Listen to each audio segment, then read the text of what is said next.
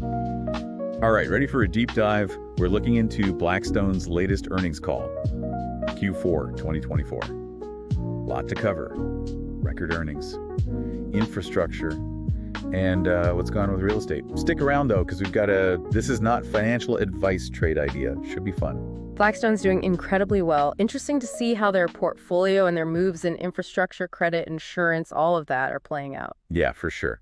So let's get started with the headline numbers. They just had one of their best quarters ever. Yeah, I think that's fair to say. Distributable earnings, big jump year over year, up to $2.2 billion. That's $1.69 per share. And they pulled in $57 billion in inflows. Just in Q4, total for the year, $171 billion. Wow, $171 billion. That is a lot of inflow. Where's all that money coming from? It really shows how well they're doing across all their businesses, but what's really interesting is the growth in their private wealth business. So many individual investors. It's really unprecedented. Yeah, Blackstone always seemed like it was just for, the ultra wealthy. What changed? How are they reaching everyday investors? They realized that there were all these individual investors out there who wanted in on alternative investments. And they've really been smart about making those investments accessible. Like, they've created these perpetual funds, kind of like mutual funds, but for alternative assets. They're non-traded, bright. Right, yeah. Okay, so these funds are like letting regular people invest in things that used to be out of reach. Exactly. And it's been a massive success. $28 billion raised from those private wealth investors in 2024, almost double the previous year. A lot of that from these perpetual strategies. It's really changing their whole business model. Okay, so they're democratizing alternative investments, crushing it in private wealth. Let's talk about infrastructure. I was blown away by their returns there. Yeah, their infrastructure strategy, especially BIP, really shows how well they identify and capitalize on opportunities. $1.2 billion in fee revenue just this quarter, and it's given a 17% annualized net return since it started, which is only 6 years ago. 17% over 6 years. That's incredible.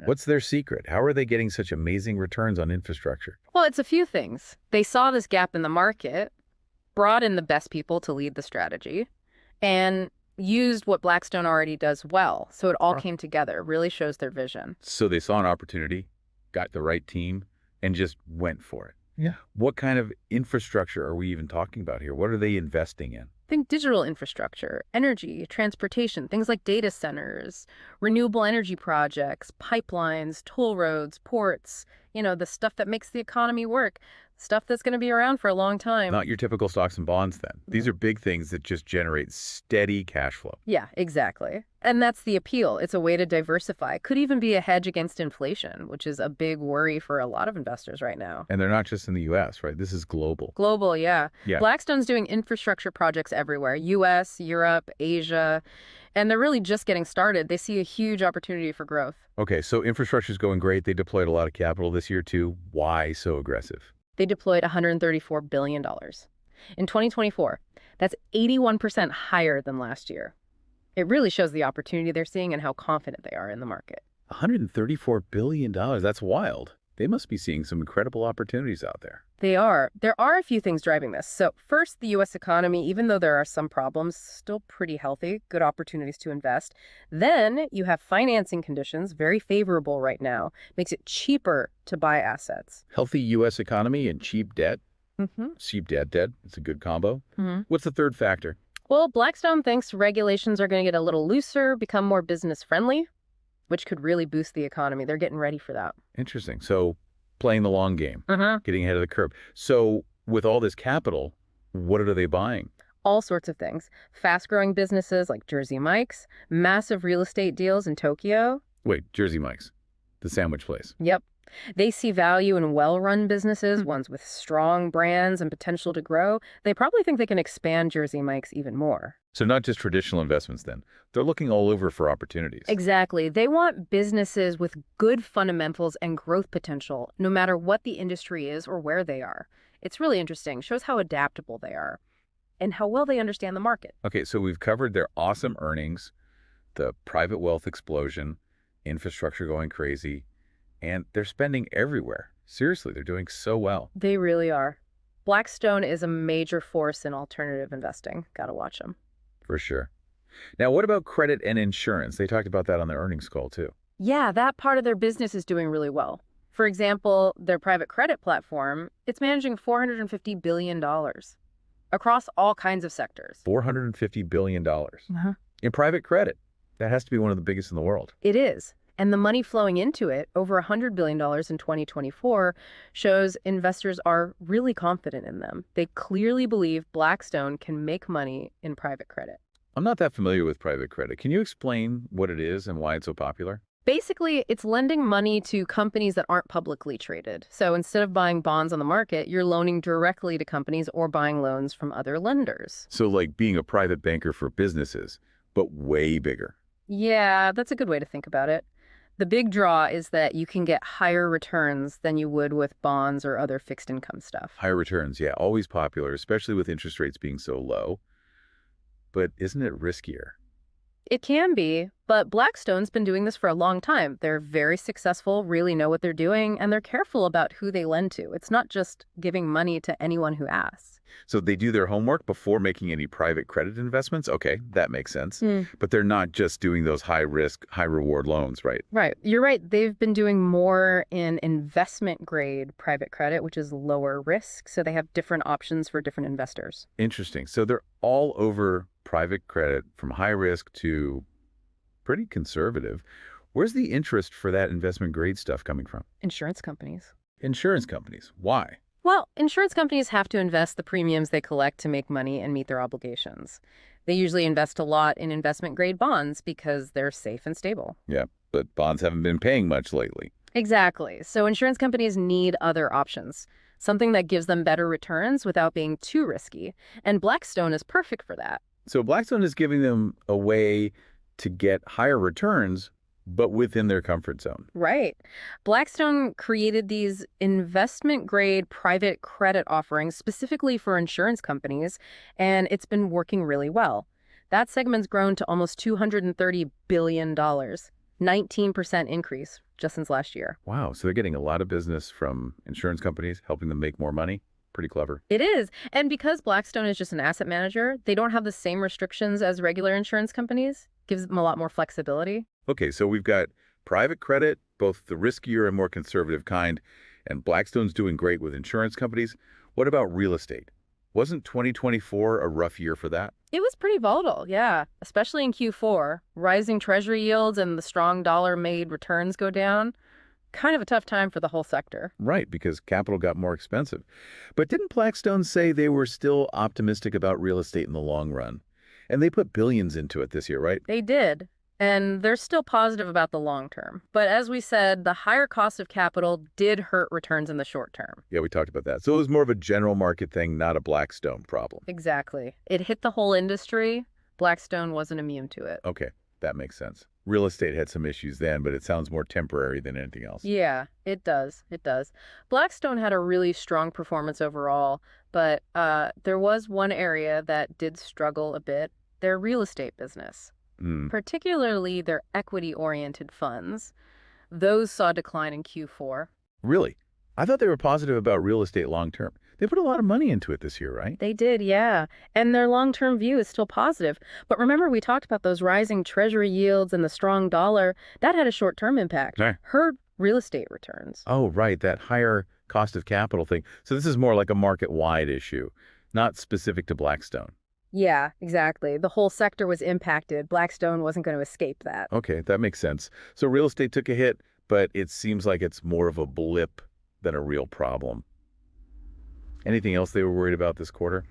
Well, there were some concerns about their exposure to the office sector with all the remote work now and people changing how they work. That segment's having a hard time. Yeah, the whole death of the office thing. I can see why people are worried. How's Blackstone handling this? Are they changing their strategy? They've been very clear about how they're approaching offices. They're not giving up on them completely, but they're being very careful about what they invest in. So they're not just buying any office building that's available. Right. They're going for really high quality buildings in the best locations, the kind of places that will still attract tenants, even if people are working from home sometimes. They're betting that the best offices will always be in demand. So they're adjusting to the new way people work. Sounds pretty smart. Anything else people were concerned about this quarter? Yeah, some analysts were worried about their debt level. Blackstone uses leverage to fund its investments. When interest rates go up, that can be a problem. Makes gains bigger, but losses bigger too. Debt is always risky. But Blackstone's been around a while. They have a lot of experience, right? They do, and their management team's really good. They've managed debt well in the past. It's worth paying attention to, but they seem confident about it. Okay, so some worries about offices and debt, but they seem to be on top of things. What about the future? What's Blackstone's outlook for 2025 and beyond? What are they excited about? They're really optimistic about the future. They see tons of growth potential across all their businesses. Then, like we talked about earlier, the private wealth business, that's a huge part of it. Yeah, they're really opening up alternative investments to a whole new market. They are, and they're not stopping. They've got a great distribution network and tons of products for this segment. Definitely something to watch. So private wealth is a big part of their plan. What else are they excited about? Infrastructure. They think it's going to keep growing. There's just so much need for infrastructure globally, not just the usual things like roads and bridges, but things like digital infrastructure and renewable energy. They're really broadening the definition of infrastructure. It's not just about physical stuff anymore. It's about what we need for the future, too. What else is making them so positive? Credit. Both their private and liquid credit platforms are doing really well, lots of demand from investors. Plus, they're in a good position to benefit as interest rates go up. Yeah, those floating rate loans get better when rates rise. It's like they've got a built-in hedge against inflation. Exactly. They're also optimistic about their insurance business. More and more insurance companies want higher returns, and Blackstone is the answer. Like we said, they're giving them a way to make more money without taking on too much risk. And because Blackstone's just an asset manager, they can do things that traditional companies can't. Right, and they haven't given up on real estate either. They really believe this downturn is just temporary. They're focusing on the fundamentals, and they're backing up that belief with their investments. It's a clear message from them.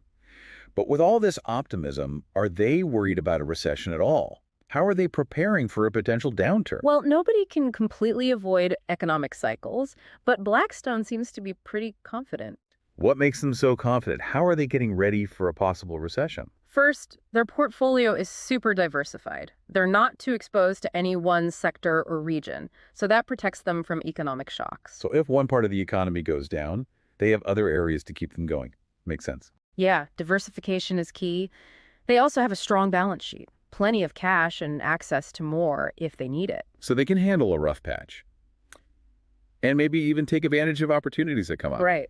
Plus, their management team is very experienced. They've been through this before. They've seen it all. They know how to handle a crisis. Exactly.